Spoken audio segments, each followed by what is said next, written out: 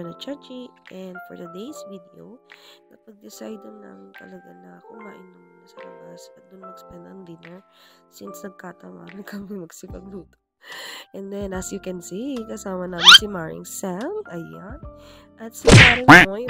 So, bukod kila Moy and Sam, kasama ko ang aming pamilya. At ito ang kanilang menu. So, sa dami yan, hindi ko maiisa-isa sa inyo. Pero, ang mga menu nila is may pagka-pricey, meron din namang hindi. So, itong place na to is very inviting because of its ambience and napaka-solemn. Perfect place sa family, sa friends, at sa co-workers. So, syempre, ayan, as you can see, waiting lang kami. Ayan ang aming my loves na si Avian. Kasi syempre, nung nagpunta kami dyan, hinintay pa namin yung menu, no? At namimili pa yung iba. So, kami, nakapamili na kami kung anong gusto namin orderin. And then, while we are waiting, ayan ang ganapan. Video lang sa gilid. So, yan yung kapatid ko, namimili pa rin.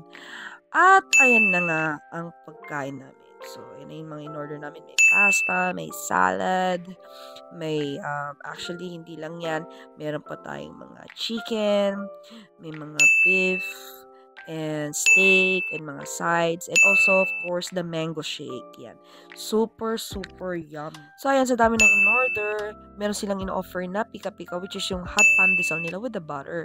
So, pwede ka mag-request yan kahit 2 beses kapag naubos yan. So, i-refill nila yan para sa'yo. And then, we have the calamari, and then the chicken with the cheese. Meron tayong yang chow, at meron din tayong pasta carbonara, and the chicken pesto pasta. And of course, hindi lang yan. Meron tayong liempo. At of course, meron tayong steak, which is yung medium rare. And then, may kasama yung side na gravy sauce. At ito ang pinaka-favorite ko, yung cheesy melt nila, yung boneless milkfish.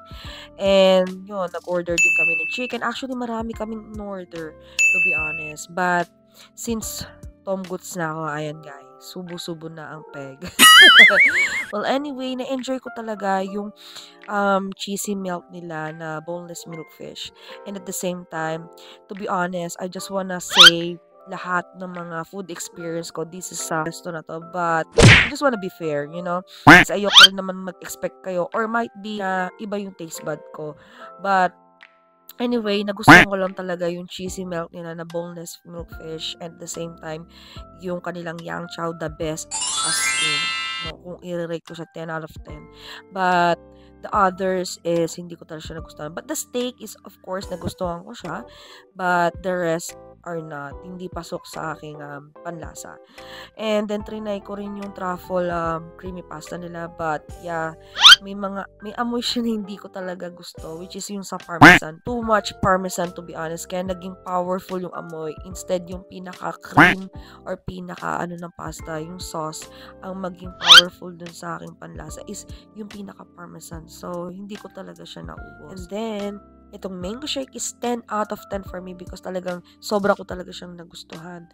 So, as you can see, hindi namin naubos yung food because some of the food, we didn't like it because of its smell and its taste. But anyway, some of the foods are good. So, punta pa rin kayo guys. And while we are waiting for the bill, ayan, is tanaw-tanaw mo tayo sa gilda yung pamangkin ko na sa likod. Ang hipag ko, maganda. Ayan na.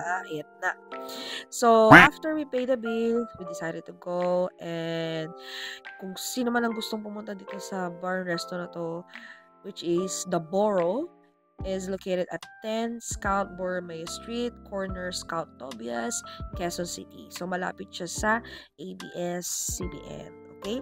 And then, after that, we decided to go to PBB House since nandun na rin naman kami. So, nag-explore muna kami bago umuwi. At yan ang bahay ni Kuya. Si guard lang nandoon. And, sad to say, syempre, hindi ko malang na-witness yung mga PBB thing. But anyway, andito ako ngayon. So, picture taking lang ako dito and videos. At the same time, nakita ko pa yung idol ko. Will Ashley. Yan. Siya talaga pinaka-bet ko sa lahat. So, until on my next video vlog. Ciao!